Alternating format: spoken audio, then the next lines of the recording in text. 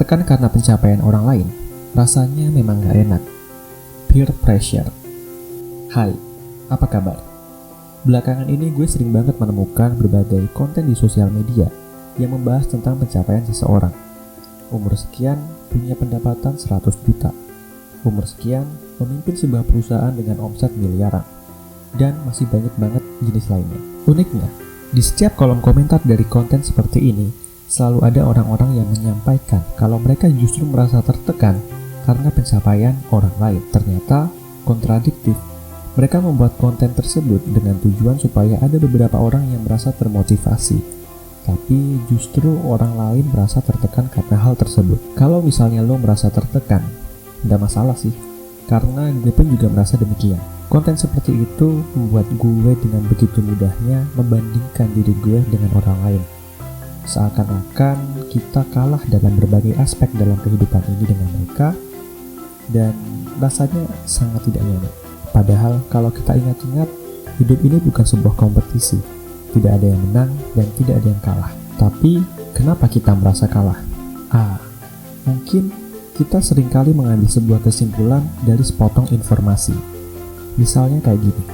Saat kita masih kecil, kita seringkali dihimbau untuk menghabiskan makanan kita dengan alasan, ayo habisin nasinya, kalau enggak nanti nasinya nangis. Mungkin saat itu kita langsung percaya karena kita menganggap orang yang menyampaikan informasi tersebut adalah orang yang punya kredibilitas, ya biasanya orang tua kita.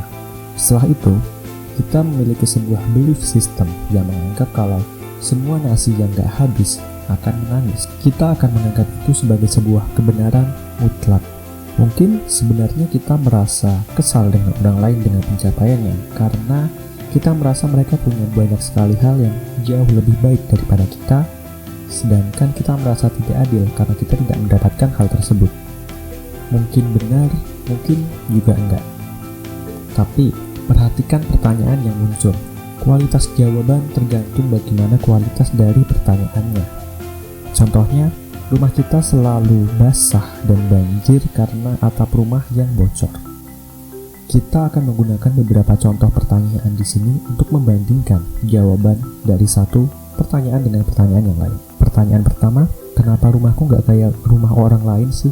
Mungkin jawaban dari pertanyaan itu cenderung menyalahkan. Pertanyaan kedua, apa yang aku bisa lakukan supaya rumahku tidak basah lagi? Mungkin jawaban dari pertanyaan tersebut adalah beberapa alternatif solusi yang bisa kita lakukan.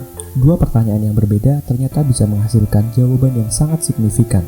Ini menjadi sebuah alasan kenapa kemampuan bertanya menjadi sebuah skill yang sangat penting.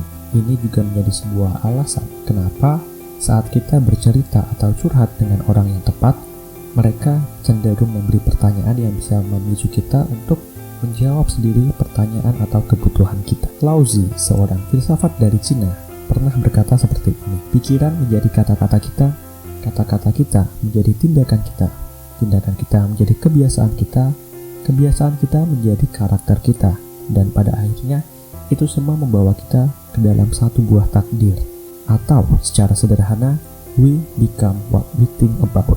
Jadi, gak masalah kalau misalnya lo merasa tertekan karena pencapaian orang lain, karena itu berarti kita masih memiliki fungsi tubuh yang normal. Saat tubuh kita merasa terancam, tubuh kita akan memasuki mode survival. Maka di mode survival itu kita akan cenderung lebih reaktif terhadap hal-hal yang kita rasa negatif. Yang kita perlu perhatikan adalah bagaimana cara kita merespon perasaan tidak nyaman ini. Karena berbeda antara merasa tidak nyaman dan bersikap tidak nyaman, berbeda antara merasa sedih dan bersikap sedih. Coba perhatikan pola pertanyaan yang sering muncul. Apakah cenderung menyalahkan atau cenderung mencari solusi? Semoga bermanfaat dan semoga bisa diaplikasikan. Terima kasih.